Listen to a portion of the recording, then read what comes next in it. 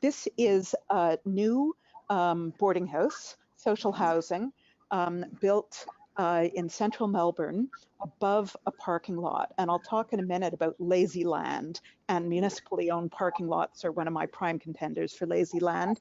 And these are some of the folks who live in this new boarding house, who together, the three of them, have lived in that part of central Melbourne for 150 years. So it's really important to recognize that we should be able to age in place. We were just talking about that and some of the mechanisms where people can comfortably live. This is new social housing in Portland that I visited, where the developer recognized that there was a need for a school nearby in this rapidly redeveloping area, and ended up providing a school with the partnership with the school board. Okay, now here are some of the partners who've been involved over the years with transforming housing. It was led by the University of Melbourne. It had private developers, community housing, state government, and a ridiculous number of arms of state government, which is another story. Number of local governments, there's 32 in Melbourne. Again, it's a very dispersed, it's not like the city of Ottawa. Great support from investors and great support from consultants. But you'll see that there's something pretty big missing here. Does anyone want to tell me what they see missing from this list? Yes. Well, potential residents, except that this is very much policy oriented. It's a federal government. So the federal government was not a part of this partnership, unfortunately. We did do presentations to them, but since 2013, there's been a right of center government. One of their first moves was to get rid of the major cities unit, and they just haven't been investing in urban, let alone in affordable and social housing very much. Okay, so we were focusing on the state level of government.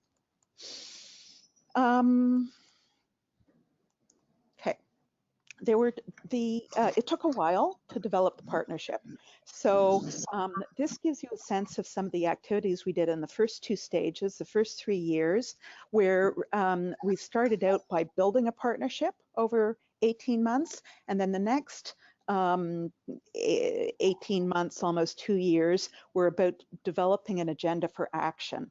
And our approach throughout has been to go to the partners and say, you say you're interested in affordable and social housing. We as researchers, quite a broad variety from public health to economics to law to architecture to planning, are interested in affordable and social housing. What do you need to know? What do we need to research in order to scale up affordable housing? Because you realize that it's necessary, and that's how we developed our research agenda.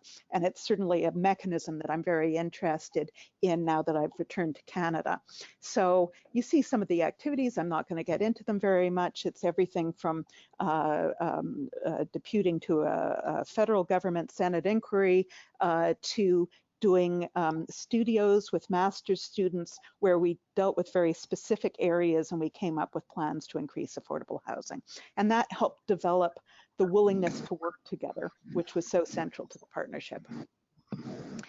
Over the last 3 years, we had both opportunities and challenges. One of the opportunities was that a new left of center state government was elected in late 2015, and they were committed to developing the state, i.e. the province's first housing plan, and we were committed to helping them. Ironically, they withdrew funding from us, the right of center government had supported us, just as they said, we want lots and lots of information. And our approach was, that's great. We're going to price out each piece of information you need, and you will buy it from us because we are concerned that you won't listen to us if you haven't paid for it. So they ended up actually paying us more, but it was a bit of an odd situation. They were committed to a new metropolitan strategy as well as a new housing strategy. And we had this crazy radical idea that the two should be intertwined. They were having a lot of difficulty as a left of center government getting along with the right of center national government.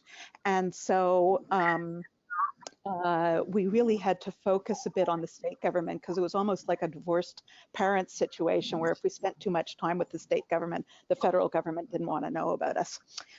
We had a lot more support from philanthropic funders who were very much interested in how can we make a difference in affordable housing, and we were really interested in that question too. We had a lot of energy from both private and nonprofit developers, but sometimes there was, I have to say that voluntary inclusionary zoning was, we call it policy capture.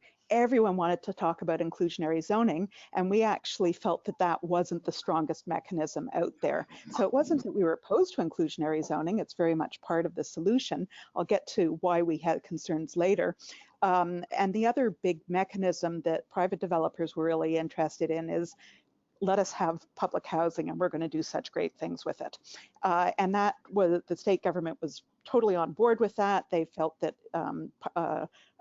public housing was falling apart and the only possible people who could renovate public housing were private developers. Again, we had some concerns about that. We had an amazing research team. The problem was that they were so brilliant that they got headhunted by other universities. One of them, ironically, my GIS guy, is now working with the University of Toronto. So we continue to work together. We just all fled to Canada. And we had a really successful new housing policy subject.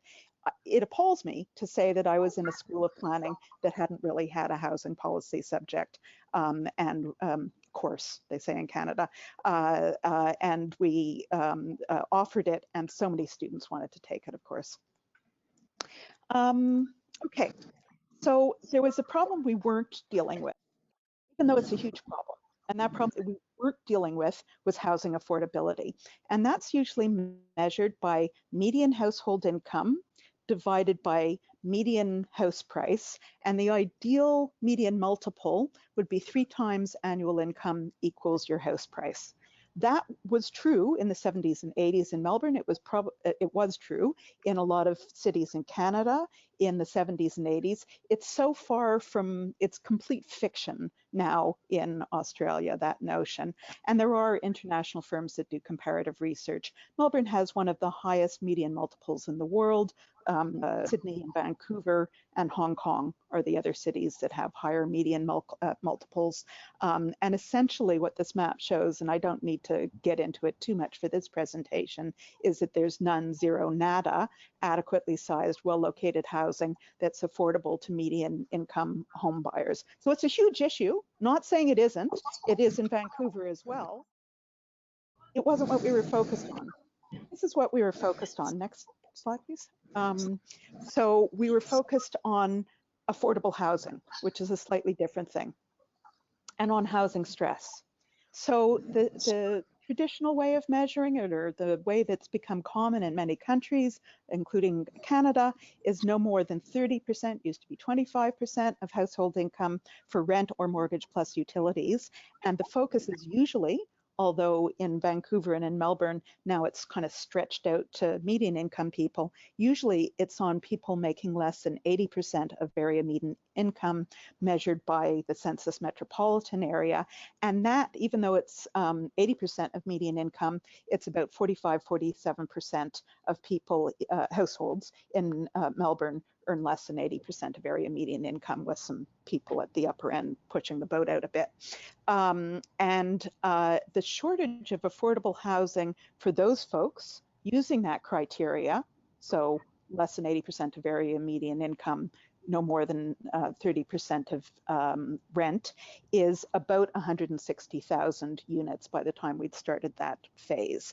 And there are similar calculations in markets such as Toronto, Vancouver, to a slightly lesser extent Ottawa, but Ottawa and Montreal are slowly, and Calgary and Edmonton are slowly entering that basket, where we're talking about upwards of 100,000 dwellings, which is a lot. But in a historical perspective, there have been deficits at least as great, for instance, after World War II. So it is possible to address that kind of deficit, but we have to start being honest about what that kind of deficit is. So we focused on 4 linked activities.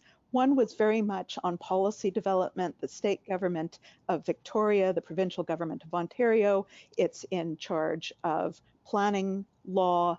It's it has a lot of land. These were the kinds of mechanisms that we were interested in. We also were interested in innovative housing, and particularly the question of how innovative projects could be scaled up to meet needs. Really interesting experiment. Let's say modular portable housing. Awesome. This is how much it costs. This is what it would take to scale it up. Sectoral development. What had happened in Melbourne and in Ontario is that nobody had been in charge of housing policy. So there was a huge intellectual deficit at the state government, a lot of keen young people who hadn't had any training on housing policy being hired, and also at local government, quite often the social policy people who had training as social workers or youth workers were being asked to prepare an affordable housing policy, and they didn't know that much about development economics. So a lot of emphasis on sectoral development and also on a new generation of housing researchers, because I've always been committed to action research, relevant research, applied research, and getting people in who not only were doing the peer-reviewed papers, but who could act as advocates for their research and their evidence. Okay, so the priorities that emerged out of the first 3 years of consultation and partnership building were that we actually need to start with basics. And since I've gotten back to Canada, I've done a presentation in Hamilton, in Toronto, and now here. I've been to Montreal. The definition of affordable housing is so key. You have to start there. So we spent 18 well-spent months with one person working a day a week. Again, the state government said, we want you to come up with a definition of the planning, affordable housing for the Planning Act, and do some legal work. We said, great, we can do that. This is how much it's going to cost. So we defined affordable housing for the state government. It was a bit of a compromise definition we came up with, but now at least the Planning Act has a definition of affordable housing, and the very important words in the Planning Act that part of the goal of planning is to promote affordable housing. Again, before 2017, that didn't exist. Then we said, hey, we'll help you calculate housing need. There had been a calculation that was based on the public housing waiting list. We went, nope. You have to start with area median income, etc. So we recalculated housing need for them. Then we helped them look at various policy tools and their relative effectiveness. We developed a new tool to rate the suitability of government land for affordable housing and social housing, which we called HART, Housing Access Rating Tool. I'll talk about that in a minute. That was part of a larger project where we mapped all government land for affordable housing. I'll talk about that a bit because it's terribly important to me. We came up with an affordable housing calculator. There's also an affordable housing calculator that's been developed in Ontario through Evergreen Foundation Housing Action Lab. This is similar but different to the affordable housing calculator that's been developed here, but it's a really important tool. We were documenting innovative projects. I think I've already mentioned that, and the scaling potential. And we came up as part of the affordable housing calculator with an easy to use cost benefit calculator, which we thought would also be useful in policymaking. So that was the emphasis for 3 years. It was an ambitious program of action. Next slide, please. So let's start with the definition of affordable housing. There's a very pernicious definition of affordable housing that started in the UK, has been adopted widely in Australia, has been adopted in Ontario, and if I have one goal on earth, it's to get rid of that definition, which is 80% of market rate, or BMR, below market rate. Sometimes you hear we're going to provide market rate housing and we're going to provide huge subsidies to market rate housing because otherwise market rate rental isn't going to be affordable. That is meaningless to low-income people. So the average monthly rent for an available one-bedroom unit is over $2,500 a month in Melbourne, and there are none, apartments in Greater Melbourne available for rent for low-income single people at $845 per month, which is the affordable rent for households on unemployment or welfare benefits. So we need to start looking at a rather large sector of the population, about 25% of households that earn less than 50% of area median income. Not saying it's not important to have affordable rental and affordable home ownership for median income people, but we really wanted to focus on, we wanted an extremely low income category. Vancouver has it, a lot of US jurisdictions have it, that was less than 30% or even less than 20%, whatever the proportion of area median income is that is covered by benefits. We didn't get that, but we did get a very low that was less than 50% AMI and a low that was 50 to 80% AMI. And we said affordable housing programs should be geared towards those two groups rather than saying, yeah, we provided moderate income housing and we're very happy now. Okay, next slide, please. So then we worked on quantifying needs using the categories that the state government had agreed with. And we came up with, as I said, 164,000 existing deficit for very low and low income households, 90% of which was in Greater Toronto, I meant Greater Melbourne, sorry about that, plus need for 45,000 affordable homes for those groups per year given population growth. Because sometimes when we look at deficits and we say we have a housing infrastructure plan for 10 years, and that's really the minimum that you should plan for. You shouldn't have a 5-year plan, have at least a 10-year plan. You need to look at population growth over that time, because otherwise you'll have a whole new deficit. Anyhow, so what we found was that moderate income rental was actually, it was okay. Moderate income home ownership was ridiculously out of whack, but there was moderate income rental available. There was tons of higher income rental available, and of course, if you get to a certain level, higher income home ownership.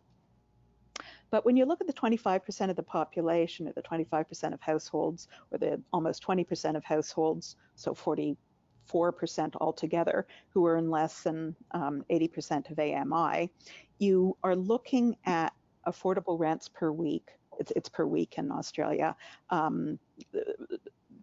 Skip affordable dwelling purchase price for the minute. You're looking at affordable rents per week that would need ongoing subsidy as well as construction subsidy. And you know, one of the things the state government had to do is get real about it. It's going to take ongoing subsidy. Okay, so this is a 10-year housing needs plan.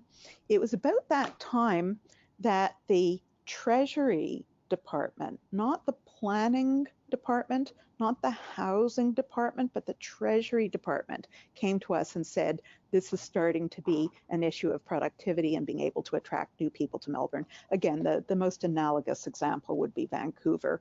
And they wanted us to write a projections report, like to help inform their policy. And we said, excellent, because Treasury is so much more powerful than the housing and planning departments. And the planning and housing departments were engaged, they've now gotten over it, but they're engaged in a little bit of a turf war. And we were like, skip that turf war, we're going straight to the people who actually get listened to.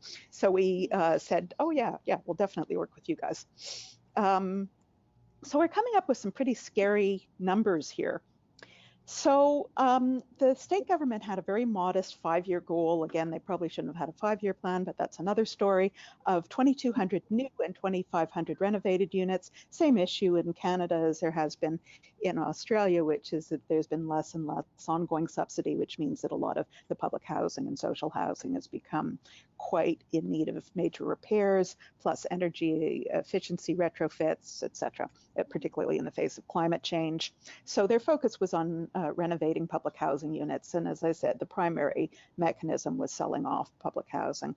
But there was pretty good funding from the state government, 1 billion direct grants and 1 billion loans. No problem with the funding.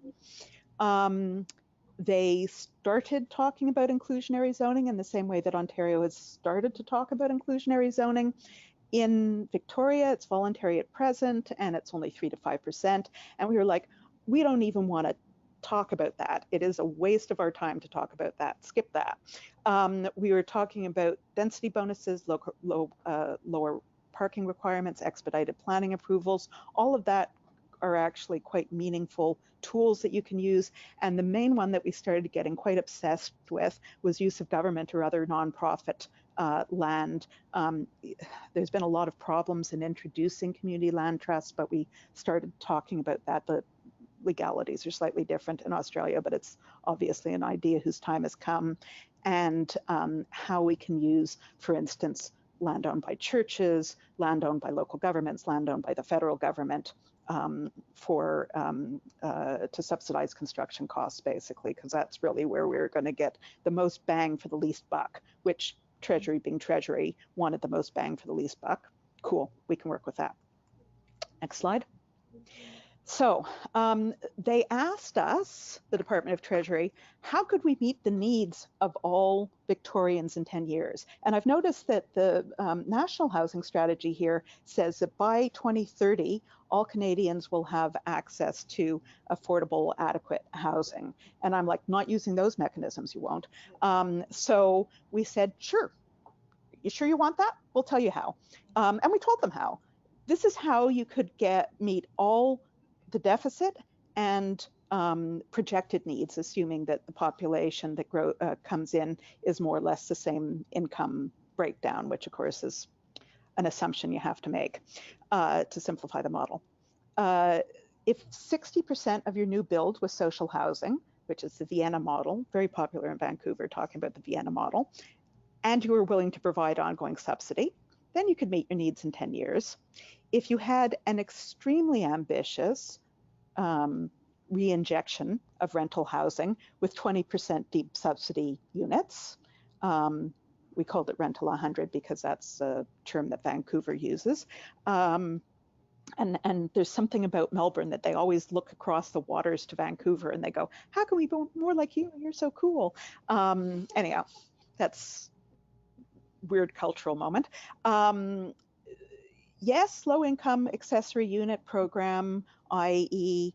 A lot of older people want laneway housing and giving over their main house to their kids and that kind of thing. Sure, you can do that. You'd need to have a little bit of like subsidy to make that available to people on a pension, on a fixed income.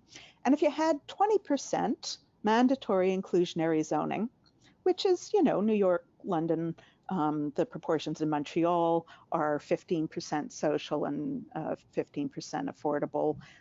You know, if you were working with those kinds of mandatory inclusionary zoning for everything else, then you could meet your need in 10 years. But then, like good planning consultants everywhere, we said, yeah, that's your ideal option, and here's a slightly more realistic option. So we suggested a baseline 10-year target of 30,000, but we weren't alone in that. There was a new independent advisory body that was actually starting to treat housing as infrastructure. Again, the policy wonk in me gets very excited about that. I'm totally on board with that. And also the Council for Homeless People, which is one of the main advocacy groups, said, yeah, 30,000 over 10 years will allow us to scale up to the extent that we can actually go a little bit further, will allow us to create the finance mechanisms, allow us to create the capacity within nonprofit organizations. So, okay, 30,000, 3,000 a year. Let's see how we do that. So we were really big on using government land to leased or sold, if you wish, but we don't like selling public land. We wanted it leased to nonprofit organizations for mixed income housing of a co-op type model, and there is a CHL, co-op builders there, or social housing where there was some cross subsidy. We were talking about, yep, you need to get more rental, but there needs to be some sort of inclusionary component to it. Yeah, accessory dwellings are a great idea. Shared equity or limited equity is a possibility in terms of subsidized home ownership, as long as you're able to maintain it in the affordability stream through a mixed mortgage. I know I'm talking a lot of jargon here, but these are the kinds of mechanisms that we were talking about. And yeah, inclusionary zoning will help with some of it, but if you look at some of the numbers, I mean, I shouldn't be dismissive. It's the biggest number, but there's so much market development that needs to happen for inclusionary zoning to be meaningful. So it's very dependent on trickle-down effect of speculative housing. Next slide. So as I say, the mechanisms that we were really supporting was use of all suitable state and local government lazy land. Now I'll talk about the lazy land, which Matt might have made up, I don't know, but it was a word that people really loved. So we started using it more. And what we meant was not just vacant and surplus schools that they say they weren't going to use anymore, but you still should keep the land because you might need the school again someday, or underused. And our big poster child for underused was local council car parks, and investigating leasing and community land trust models. The urban land question, very important in the 70s to building up social housing in Canadian cities. We really were a big fan of targets, both at the regional and local government level. As I said, there's 32 local governments in Melbourne, and it did seem unfair to us that, well, unfair and inefficient of us for the state government to have a target without breaking it down into localized targets based on the existence of infrastructure. And a stronger enabler than voluntary inclusionary housing would be needed in that case. And we did see a role, even for a right-of-center federal government. There was some interest in using bond aggregator model to create a new asset class of targeted rental apartments, particularly if there was inclusionary zoning with targeted rent assistance. That could be a pretty valuable mechanism. Next slide, please.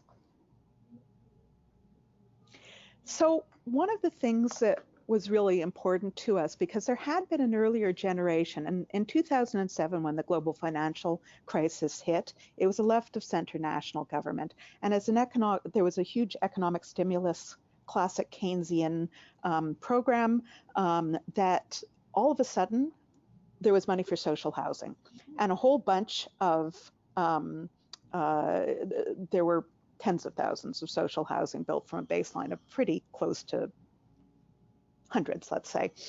And that was great. It was the first thing that was stopped by the right of center government when they got in 2013.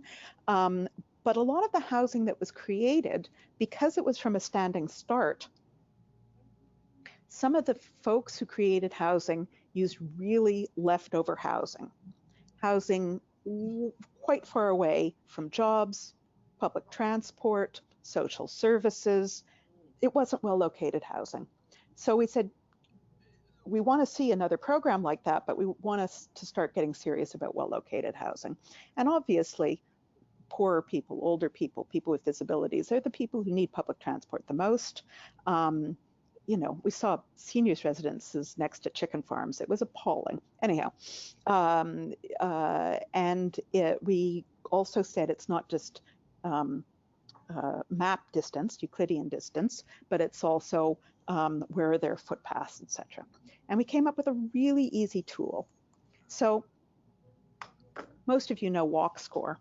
There's two problems with Walk Score. The first problem with Walk Score is it's proprietary. So if you want to play with Walk Score, you have to pay through the nose to get a license for it. The second is that Walk Score is a very middle class, development-oriented score. So there's lots for bars and nothing for access to what in Australia you call bulk billing health that you can use your Medicare card for. We created our own rating tool. It had 20 possible points. That was a little bit of a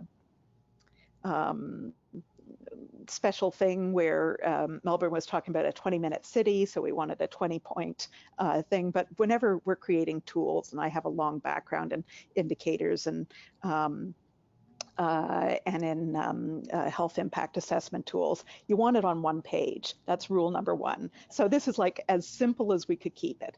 Groceries, important. Public transport, super important. Childcare, public primary and secondary schools, certainly important if you're talking about households with children, less important if you're a senior. So you could play around with those 20 points.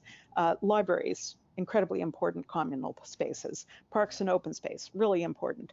In Australia, recreation centers are often associated with pools. Here it might be, you know, skating rinks or whatever, but like recreation centers, important, and public. We were only looking at public, not private. Healthcare, really important. Social services, really important. So these are sort of some of the needs for lower income households. Okay, next slide. And then we had fun with GIS.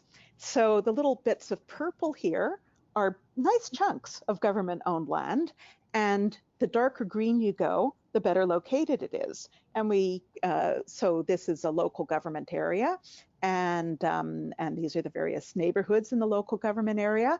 And we said, well, if you focus on these particular sites where either you own land, a local government, or where you can negotiate with the federal or state government over the land, and they're super well located, they're near train stations, etc., that's really where you want to focus your housing policy at the local level. So I'm happy to say that even when we were developing it, we started talking with local governments, and about, at the last count, 18 of the 32 had used this mapping when they were creating their housing strategies. So really useful research, yeah? So next slide. We've done a lot of writing, and we've got a report on Project 30,000, where the local governments said, some of them said, we have to use the land for its highest and best use. And we said, no, no, no, it actually says public benefit. So we can calculate for you what the public benefit is of having social housing on it, you know, and there's various mechanisms that you can use to keep it in public hands that would be legally acceptable. I'll keep it there because it's a slightly different situation in Canada. Next slide. Okay, so that led into the Affordable Housing Calculator, simple, transparent online tool, very useful for local government and developers to start having the conversation about how, for instance, inclusionary zoning might work, but also how other mechanisms might work. It's not limited to it. We think that land less than parking requirements, which is still a very ongoing debate in Australia and in most Canadian cities, and expedited approvals. Again, expedited approvals was a big part of the success of the social housing strategy that the national government did. In Australia, there's a very cumbersome third-party rights system, and this bypassed the third-party rights system.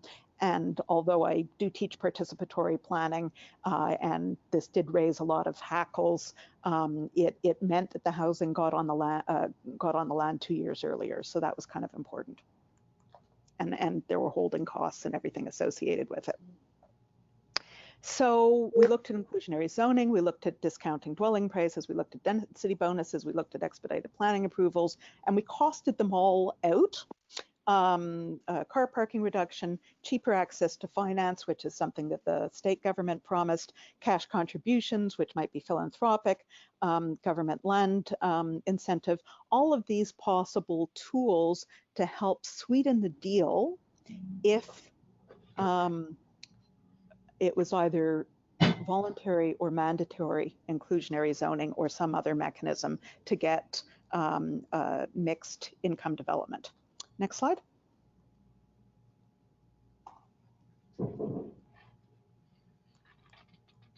Oh, that's hilarious.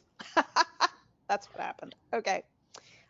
So Website's now online. Again, there's some similarities to the affordable housing calculator that's been developed by the GTA Housing Lab, but we have tabs on social benefits and on developer benefits that we were really trying to make it seem as win-win as possible. But so there's similarities but differences. But in any case, it's a very helpful tool to extend conversations. And of course, you have to have all the boilerplate around it. It's not, there's a lot of commercial and confidence concern about developments, but like this at least gives you a sense of what you're talking about and you can play around with it. Next slide. Okay, so as I said, we documented pilots. I'd say 3 of the more promising pilots that we looked at was modular transportable housing. It's been used in Vancouver fairly recently. It's been used in the Netherlands for a long time. It's land that the government says it might use someday. So the pilot project was on a road allowance, which sounds a little bit on a road allowance, but it actually isn't very well located. It's actually in that neighborhood that we showed earlier. And I don't think that road's ever going to get extended. I hope it isn't going to be extended. So the land was leased for a nominal fee from state government. It got one-off philanthropic and state funding. It's super near services. We were very fortunate that in that neighborhood there was a YIMBY group, Housing Action Now, who were supporting the development. The council was fairly supportive. There were some neighbors who, even though it was a road allowance, I mean, like, this has got to be better than a road allowance, so vacant land. We're frothing at the mouth about it, but the process was pretty good. And it is being scaled up in Melbourne, as it was in Vancouver. I think Vancouver started with 45 and went up to 600. You can build off-site. You can plop it down. In central Vancouver, it's being used in areas that probably will be redeveloped at some point. But in the Netherlands, where it's been going on for a while, you get 10, 15 years of quite decent housing out of it, and it can be moved afterwards. So that's a pretty good, we like those kinds of solutions. That ticks a certain amount of boxes. And there are services provided by Launch, which is a housing for homeless people service. Next slide. Okay, so this was an example of a project that's nonprofit co-op. Actually, it's not all nonprofit. There was some private, some social housing development, good bit of accessible units for people with disabilities. Big enabler in Australia right now is the National Disability Insurance Scheme being used as a potential source of accessible housing. The Summer Foundation is a specialist in providing accessible units, and the Transport Accident Commission does a lot of work with people with acquired brain injury. So it was a really successful partnership model where a whole bunch of different CHL, as I say, is more of a traditional co-op with some very high subsidy stuff. The land was bought at market rent, and it's very well located, and it's complete.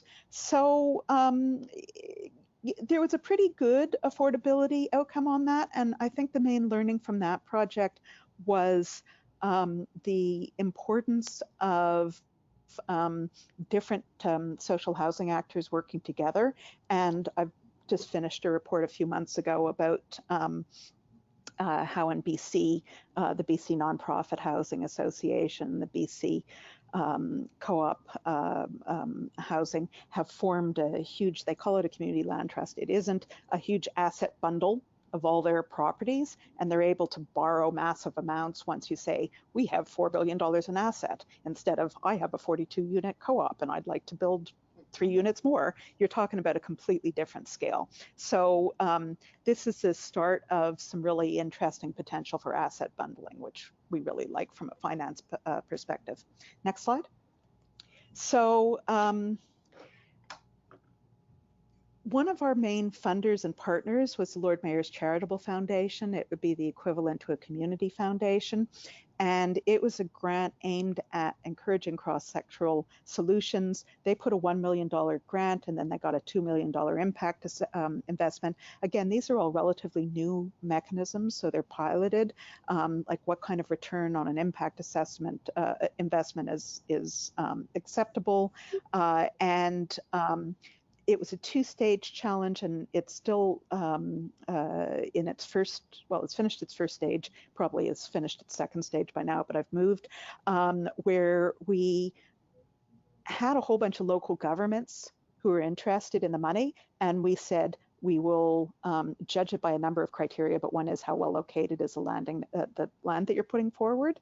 And they put forward a beautiful piece of land.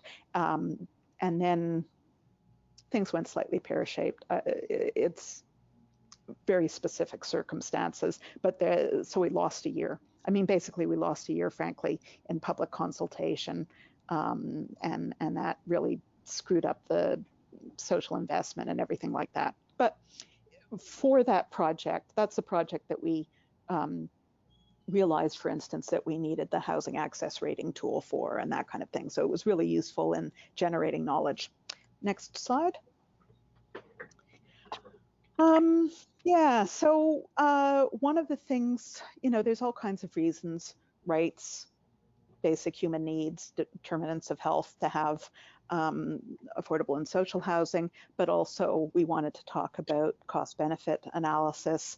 And we started playing around with a very simple cost-benefit analysis tool to explain why the state government would get good good returns on its investment in social housing, and built it in to the social benefits tab of the affordable housing calculator. I'll just leave that there for now because I want to get to questions definitely. Next slide. So the partnerships took an enormous amount of trust and an enormous amount of time. There was a certain amount of churn within institutions, certainly within local government, but also within state government. And it takes time to build that kind of partnership. So I'm moved here for the long haul. Still got a good few years left in my career. Co-research, people told us what they needed to know to scale up affordable housing. We'd have these great advisory committee meetings once every quarter where it was like a Greek symposium. The developers would sit there going, that really stinks. And then the housing advocates would say, well, you really stink, but eventually we built up a really safe space to have some really good ideas debated and built up. One of the fascinating things for me over 6 years is just seeing the individual leadership that was built up amongst certain developers, for instance, who were like, this is my problem too. I have a certain amount of expertise to lend to it. So people mattered a lot. There was a ridiculous amount of media work, like daily. Thank goodness my 2 postdocs were very photogenic. It was so important to build up the public understanding of affordable housing, belief that something could be done. Lots of people said, how can I get involved? That sort of thing. It was very public facing. And there were a lot of issues with vertical and horizontal governance integration. So in other words, I mentioned that there was lots of fights between the planning and housing arms of the state government. And then we brought in the 500-pound gorilla of finance. And that actually, then the housing and planning people started going, stop bullying us, big finance department. So it actually worked really well for horizontal integration. We had a lot of issues and actually did some good work with the state government. They hate local government. State government hates local government, like they hate it. And it was like, you know what? If you want buy-in for local government, you have to stop hating them so much, and you have to actually bring them in and say, like, because the state government is sure that the local government is a haven for NIMBY folks. And we said, do some consultations around the definition of affordable housing and see what they say. And all of these people streamed in from local government saying, we want more affordable housing. Yes, we understand that means low income housing. We will deal with it. Please give us the tools to deal with it, kind of thing. So the state government went, oh, maybe they aren't completely contemptible. How lovely. Mind you, those were the bureaucrats, not the politicians. But anyhow, next slide. So final slide. The question isn't what to do. There is a lot of evidence-based research out there. Australia has some of the best evidence in the world and some of the worst policy. Why is that? So the real question is how to get there from here. And it's about deliberative consensus building and partnership development and bringing people into the research process so that we can learn together. That's basically what we learned from transforming housing. Okay, so that's where I'm going to leave it. And now you need to ask me questions, but also tell me what you need to know and what particularly got sparked. Alexandra, is it okay if I take off these headphones? Because I really can't hear with them. Yeah. Can I hold it? Okay, I'll hold it because I was in a little bubble there. Now, put up your hands and ask me questions, please. Yes. Great presentation. Thank you. And Kyle and I were kind of snickering at certain times because many of the ideas you're talking about, of course, as you said, aren't new. And yeah, we've written blogs. We just wrote a blog about the Evergreen Affordable Housing Calculator. Yeah. And, oh, I must read it. And in Ottawa and other cities in Canada, Ontario, there's been many similar initiatives to kind of what we're talking about. Yeah. Different scales. Yeah. Different degrees of effectiveness. Yeah.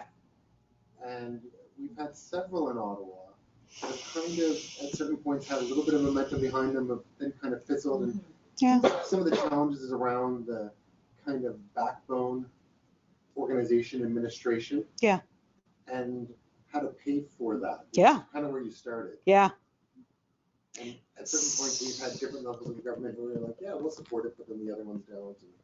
Yeah, so we had terrible ructions. The first two grants were smaller 18-month grants, and we got money from one bit of state government, but then they weren't interested anymore. So we had to go get money from another bit of state government. And then the third phase, we had no money from state government. Similarly, we had funding.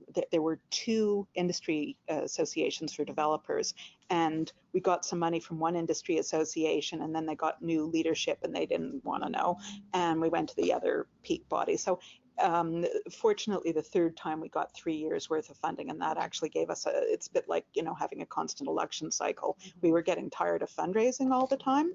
We did get support throughout from our university, and that made a big difference. And it also made a big difference to have it housed within a university which was seen as an objective third party.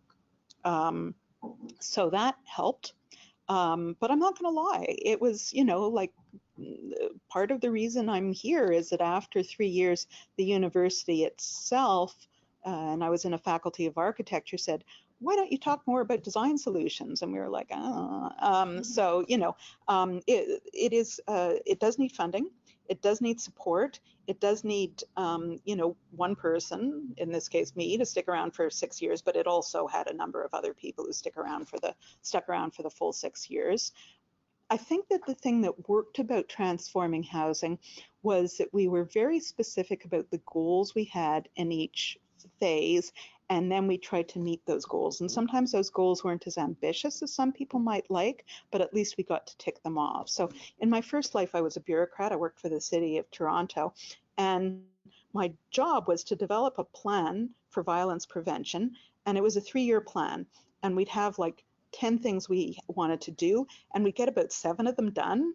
And we had, a community committee, and politicians were on it too. And we were like, we're going to get 7 out of 10. You're going to give us a passing mark, and then we're going to come with another plan with 10 things to do, and we'll do 7 out of the 10 and that kind of thing. And that went on for 9 years pretty well, 3 plans worth. I think that it's really important to have a set of, we're going to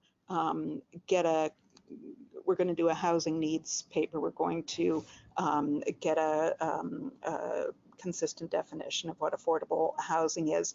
Now, you'll note that our work was at that level.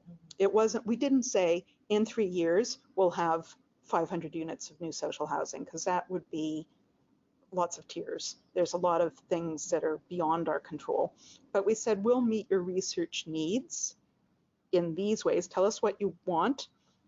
This is what we think it's going to cost in terms of the time of researchers, and we'll show you the draft before it gets published. And that actually worked really well. It was almost a fee-for-service kind of coalition. And I was, quite unapologetic about that. You want to use this. I mean, all of our material is open source, but you want to use this. This is what it's going to cost. This is when it'll get delivered. This is when we'll show it to you. It almost was like a jazzed up research consultancy with the additional aspect that we were working with some major policy players, and to some extent they were committed to following it through. And unlike a consultant's report where we can kind of drop it there and run for the hills, because it was such a iterative process, sometimes, as with the definition of affordable housing, we weren't, we were 70% happy with the definition of affordable housing. That was our what we could achieve. I don't know whether there's any particular, I don't have an easy answer to that one. Yeah. Are there any other questions? Yeah. Yeah, you, sorry. The presentation really insightful. I was really interested in the map of sort of, appropriate local land for affordable housing. Yeah. You felt that was by some local governments, I think you mentioned, for their sort of housing, yep. housing planning. Land is like a very, very tricky one, although it's very critical, right? Yeah. So I'm interested in, to what extent you know sort of what happened kind of post those plans, because for local governments sometimes it's quite contentious to try and repurpose surface parking lots or whatever the case might be, yeah. even if that land is identified, and maybe more specifically if there was any consideration given to what are some interesting incentives or sticks, or sort of what's the kind of bigger framework that can help local governments. This is the very recent past. I arrived in Ottawa in May. This project wound up in April. April. So the affordable housing calculator is new. The consultations behind it, there was a lot of buy-in, which was good, but we haven't yet tested whether it's going to influence policy. Similarly, the land that's set aside, I mean, a couple of the exemplars or pilot projects that we looked at had been extremely successful. No project in the history of ever. I think I saw Cadco was talking about one that took 2 years. That's a miracle, I haven't seen many social housing projects that took less than 3, and the average would be about 5, and quite a few, as you probably know, are 7 to 9, which is just shocking. So, part of what we're doing all the time is how can we make this process slightly more efficient. In Australia, there were 100,000 public housing units built after the war in a quite poor country, in a quite, the taxation base wasn't as great, the population, of course, wasn't as great. How do we start talking about 100,000 units over 10 years? Why were we able to do that in the late 40s in Australia? It would have been the late 60s here, early 70s, that things really started scaling out the 70s, and we can't do that anymore. Have we really gotten that dumb? My short answer to your question is, in almost every case we know where local governments have used, say, parking lots, and in most cases they've built over the parking lot, they haven't actually gotten rid of the parking lot, because quite often the local shops have the legal ability to stop development if you were to close down the parking lot, to make a long story short. A lot of third-party rights in Australia, a lot of property rights. This was housing built above parking lots. The land was already prepared, took about 3 years in each, the 2 cases that I'm thinking of, about 30, 40 units each time. There was an initial resident opposition in both cases. In both cases, there was a master's student who went back and talked to people afterwards. They love it. It looks beautiful. Why wouldn't they love it? The people now cat sit for them. It's great, the people who live there.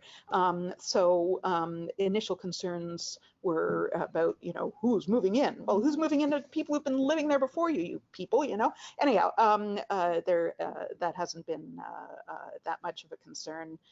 They've been well designed, won an architectural award, et cetera, et cetera. So as far as we can track the last 10 years of affordable housing development, they've generally been what we sometimes call Quimby quality in my backyard, and the local governments have been very satisfied with that use of their land. Are there any other questions? Yeah. And you mentioned that the land was leased to mostly nonprofit organizations Yeah. to build the public and social housing. Yeah. I think in Ottawa there's a focus on private developers making affordable housing. Yes. Which I don't know how much that. There's a belief in both Canada and Australia that nonprofits don't have the capacity to build large-scale development. So I mentioned that, and this happened, of course, in Regent Park in Toronto as well, that it was a for-profit developer who was given the task of redeveloping public housing in that case, in return for quite a bit of new private development to be created. And in Australia, at least, in Melbourne, the developer was only tasked with providing the same number of units. In the first two cases, the developer provided smaller units, 1 bedrooms instead of 4 bedrooms, so fewer beds as a net result. And that just isn't acceptable, not when you have really well-located public land. So we had a lot of concerns about the private redevelopment of public housing. Sometimes, and you know, I understand that the Ottawa Housing Corporation is facing this dilemma. You have scattered units that just aren't working anymore as part of your portfolio, and you sell off a couple of scattered units. And I mean, I'm not crazy about that solution, but if you have a nice big chunk of well-located land, it's a precious and finite resource. Don't sell it off. One of the big things that's been happening in Vancouver, as I mentioned, was this coalition of BC's co-op housing and nonprofit housing. And of course, they're very lucky to have Van City, the big credit union there. And they can go into these big city bids, as they did recently, and say, you have 7 sites and you want, I forget whether it's 1,000 or 2,000 units, but they just built one with over 1,000 units. We can do that. We have the organizational capacity, we have the financial capacity, we have the assets, we can do that. And the challenge in Canada is rebuilding nonprofit housing to the point where they can do that. My big goal is to get more non-speculative housing. And when you have private development, it generally is for investment purposes. I mean, people live in them.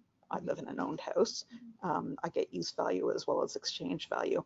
But the main purpose has been as a very, very lucrative development investment. I mean, housing has been hugely subsidized in both Canada and Australia using taxation and other laws to become an incredibly attractive investment. And that crowds out a lot of investors. That is, you'd be crazy, and airport parking lots are another one. If you're a retirement fund, you'd be crazy not to put money in a retirement fund. We have the absurd situation in Australia, $7 billion worth of retirement investments, and the companies that manage those retirement investments are actually part of their portfolio is putting money into US low-income housing because the low-income housing tax credit pays off for them.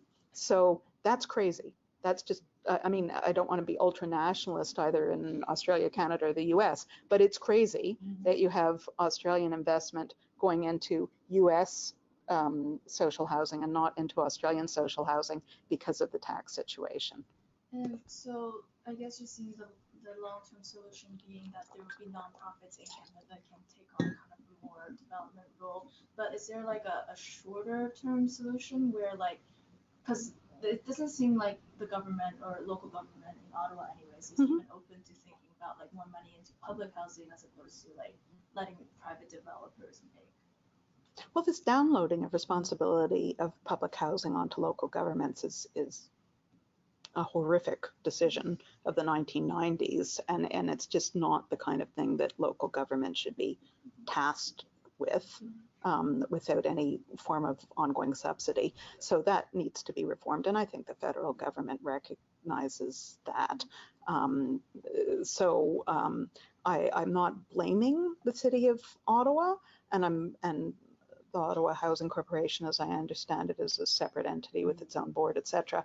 I'm not putting any blame on them either. As I say, I think the thing that the City of Ottawa can do is look at its planning requirements for lower income housing.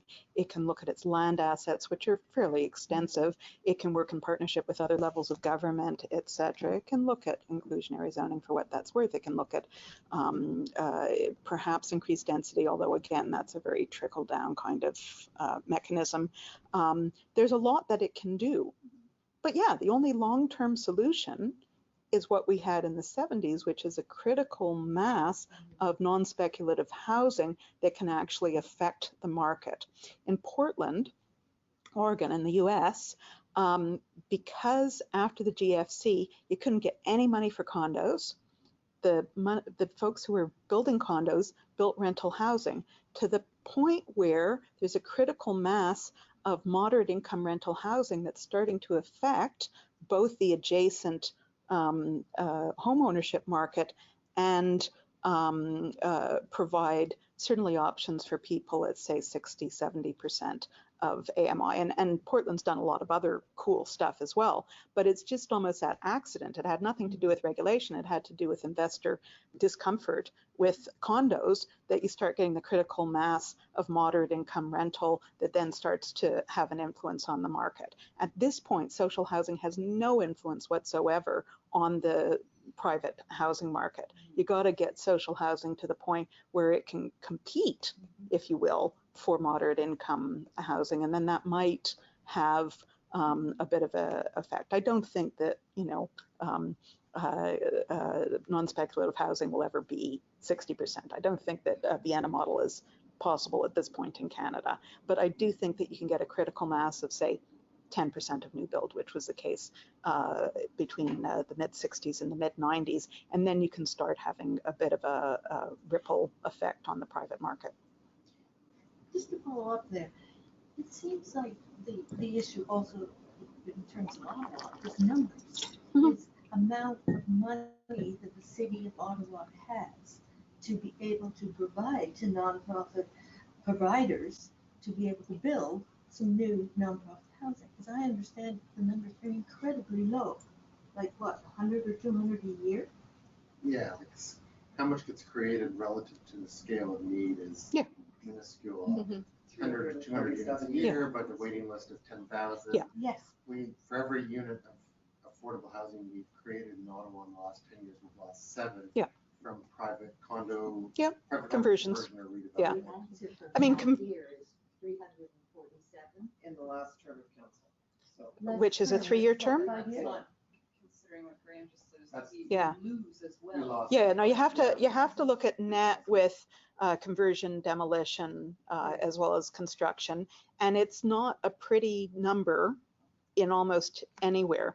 Yes. However, you've got this Stonehenge moment happening in Vancouver right now, where a brief shining moment that hopefully will be capitalized as much as possible, where you've got a really bullshit, or you've had for the last 10 years, a pretty bullshit council that's done everything that council can do. And I know that housing affordability in Vancouver is absurd, but I'm saying the council's done everything it can do. Yes. The provincial government and BC and Quebec were the two governments that didn't completely wash its hands after the federal government downloaded in the 1990s. They've done what they can do, and now the federal government looks at a relatively mature social housing ecosystem where you've got a critical mass of people who know how to develop nonprofit housing, manage nonprofit housing, finance nonprofit housing. And it's hardly surprising. I mean, it's partly because of housing affordability issues, but it's partly because they're ready that they're going to be getting, I would guess, the lion's share of federal money. So how can the City of Ottawa prepare itself for going to the federal government and saying, this is what we're doing. We're doing everything we can do. I'm going to leave aside the Ontario government for the moment. what can you do to help us? Help us help you, you know, that kind of thing. Yeah. Touching back to Ottawa, so in my own research and reviews, people have been telling me that the way the city council works in Ottawa is that it's the number of councillors are divided based on population. So certain suburban councillors outnumber the urban ones, and they tend to be funded by developers. So the mayor and city council are funded by developer money, and they have certain interests, their vested interests, which is far away from this. They rather rubber stamp whatever the developer wants. Right. So how does one work? And I'm sure your research has shown that that that is not a unique situation to Ottawa, right? Yeah. No. It isn't. So in almost in Melbourne, in Toronto, in Vancouver, everywhere, suburban councillors tend to be more fiscally conservative than central city councillors. In every city that I know of, the urban growth machine, as it was named in the 1970s, is doing very well. Thank you very much. The question of how you can take affordable housing from a them issue, oh, it's an issue for a few people, into an us issue, it's an issue for us all, is a really interesting challenge, because if you make it an us issue, then you get the politicians that you want, and you certainly get the, you know, if you get the public belief and willingness, which is why so much of the work that we did was media work. Even though we're researchers, we went, here's some facts, you know, and that was really important. It's the same challenge with climate change. It's the same challenge. I think the metaphor that I usually use is public transport in Melbourne has gone from a them issue to an us issue, because there just isn't any other choice anymore, you know, than to fund public transport.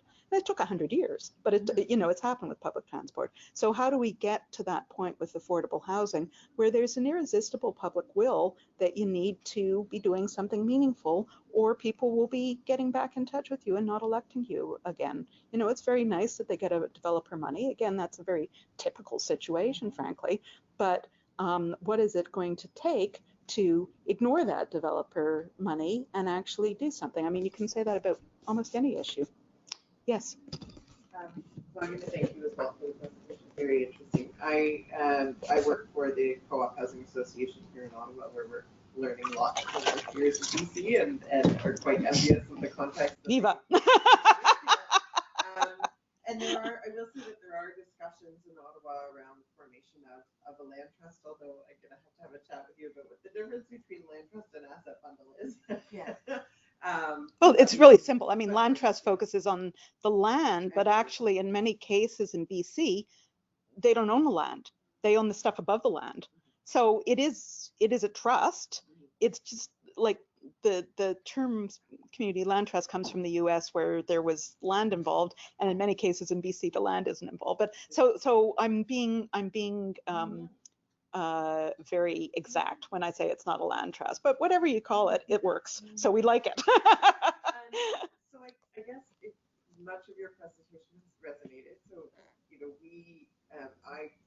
I serve on the housing system working group of the city, which is sort of an advisory group looking at refreshing the 10-year housing and homelessness plan. Yep. There are ongoing discussions that I think Graham is part of as well around sort of defining affordability in the city. We've seen of the affordable housing that's been developed since the year 2000, most of it without layering in rent supplements does not actually address our waiting list for affordable housing. Yep. And I think the conversation that's come up quite often within sort of the community housing sector has been the need for a research role and the need for policy work within the city of Ottawa, where they don't have policy driving decision making.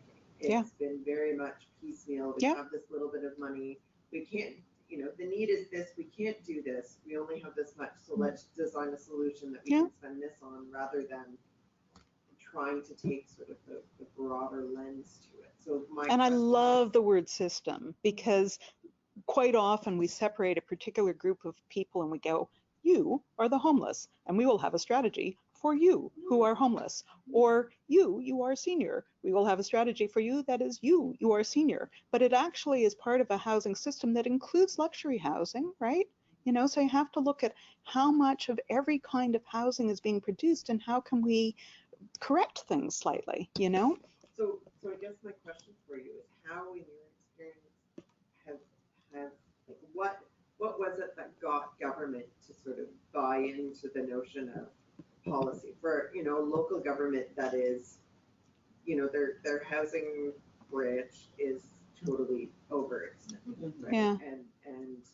And so how, and they don't, you know, they will not justify a budget to have sort of a policy lens. How do we get them to?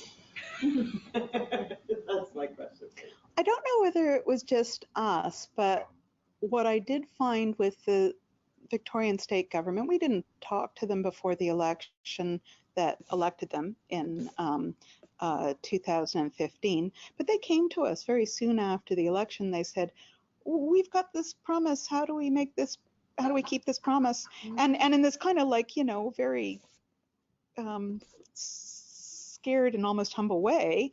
And as I said, they just withdrawn funding. And I'm like, first of all, don't withdraw funding. And after I'd gotten out of my unhappiness, I said, well, you know, let's talk about what you need.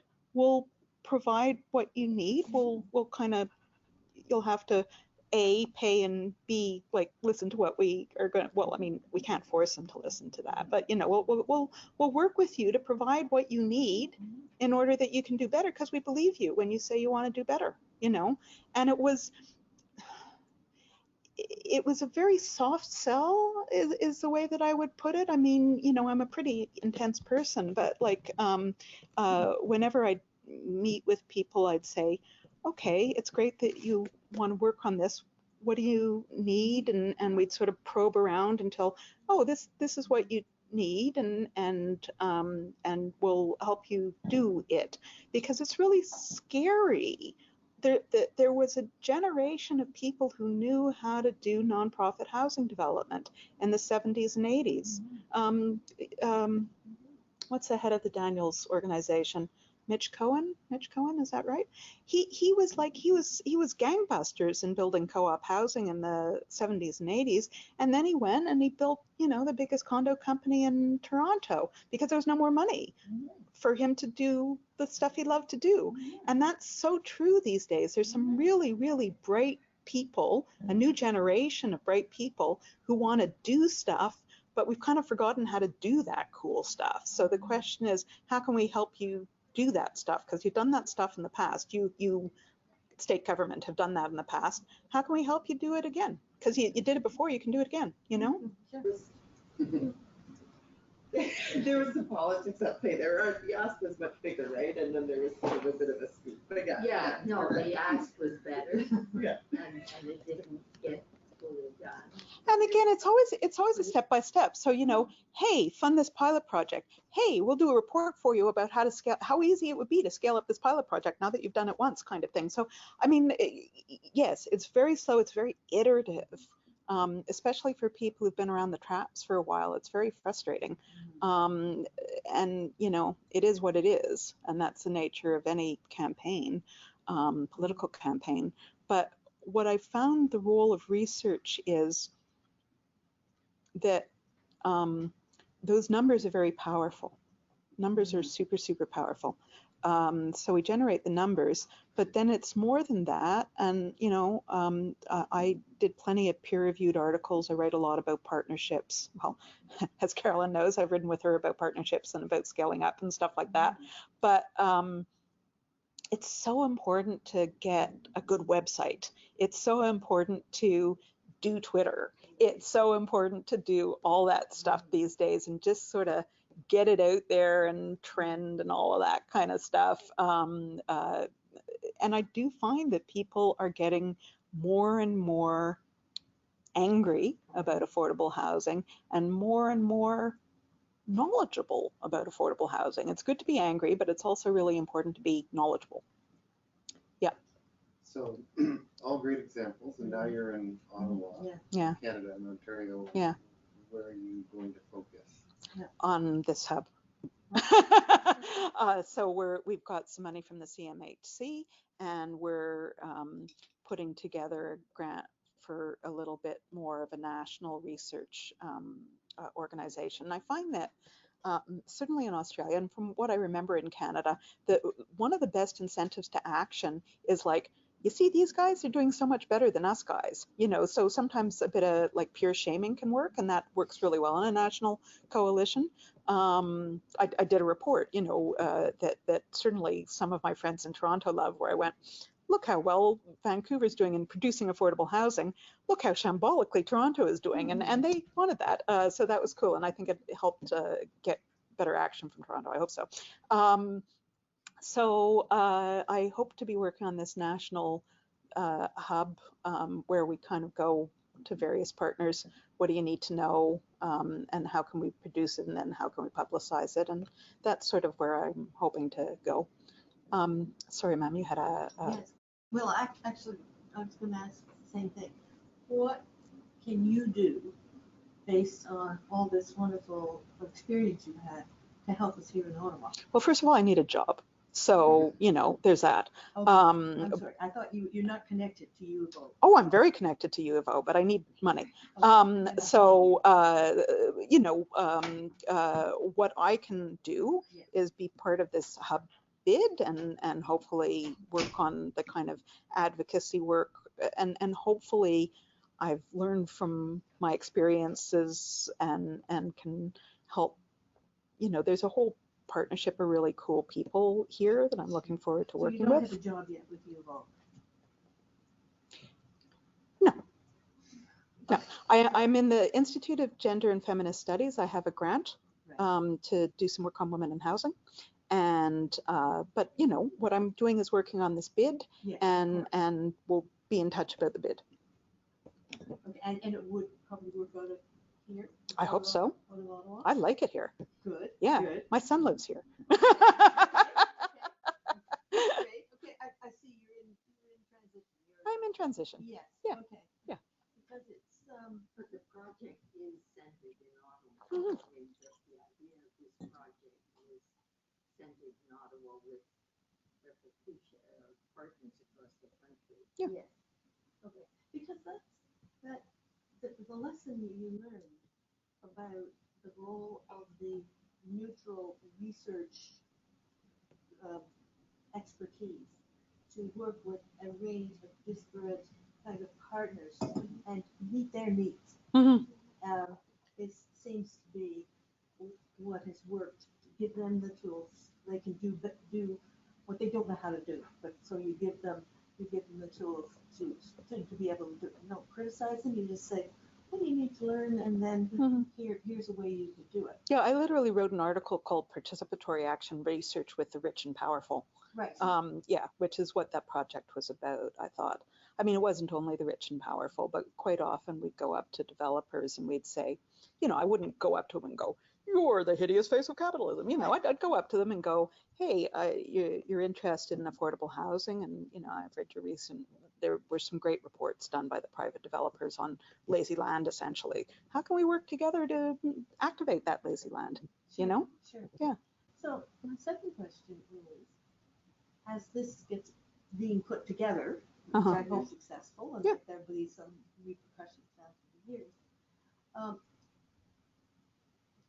Meanwhile, there are some of us who are wanting to put together concrete projects to house ourselves. Yeah. So the biggest challenge, I'm involved in an equity housing co-op. And the biggest challenge is that years ago, there used to be co-op housing resource centers that has all these experienced people. Yeah. It was first of all a program with application forms and everything else. And a group of citizens could come together and say, we want to create housing. And an expert would say, okay, you're a first-time group and you're only going to build one housing co-op. So we know and we have all this experience. We don't have that here today. And so we've tried a variety of strategies. One got very close. And now still there is a need for moderate income seniors to be able to put together housing for ourselves so that we can help each other, co-care, be in community, break down isolation, and have a decent lifestyle. And it's a huge part of the housing system, definitely. There were a lot of approaches from individual projects and individual groups, and what we did was we sort of kept track of what people were trying to build, and occasionally we were able to do network events where people could network, but we weren't able to help with individual projects. What we could do, and what was quite important in a lot of cases, was that if we thought that there was something really interesting that was scalable, we'd document it, and that's actually a very useful and powerful thing to do. The stuff that we did for Launch Housing with their 57 units, I think it was, of modular temporary housing, they were able to use that and get actually a social investor interested in scaling it up. So that's the kind of research that's really important, just sort of documenting it and talking a little bit about the costs and sense of it in the SE way to support further ones. I've been answering several surveys recently about seniors services. The only thing that I could come up with, besides the big fancy program, was to start doing some pilots around this more innovative way of housing seniors, so that everybody could learn, not just the seniors who wanted it, but also developers and cities, government, and so on. And I think we need to roll up. Building partnership through doing a concrete project. I completely agree. And one of the things that it's really important for us to advocate for is to get, like my first career was in violence prevention, to get 10% of development money towards evaluation, particularly of new types of projects. It's just, and that's something, New Zealand was really good at that in terms of crime prevention. So they put 10% aside for a bunch of pilot projects they'd evaluated, and then they were committed, I mean, they showed it through the evaluation money to scale up the ideas that were working. And that's a good way to do policy. Right. But look, it's 2:30, and I suspect some of you have to get back to things. So is it okay if we stop here? Or? Yeah, the computer, if anyone has any more questions. Thank you everyone for your patience in listening to stuff. How do you de-wonkify your information? Oh, that's really, so Mark Richardson, who's a housing advocate in Toronto, says, how do you de-wonkify your information? There's a website called The Conversation. Is that in Canada? It's in Australia, and a lot of people read it. It's sort of where academics are asked to write about their research in 800 words. We use that a lot, and people use that link a lot. So we created our own op-ed pieces. So Mark, if you're still listening, we got to get The Conversation in Canada. It sounds like it's not something that we have in Canada.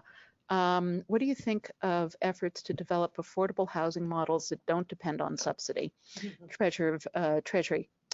That is a really good question. I think the cross-subsidy is really important, but I think that there needs to be both construction and operating subsidy in order to meet the needs of very low-income people.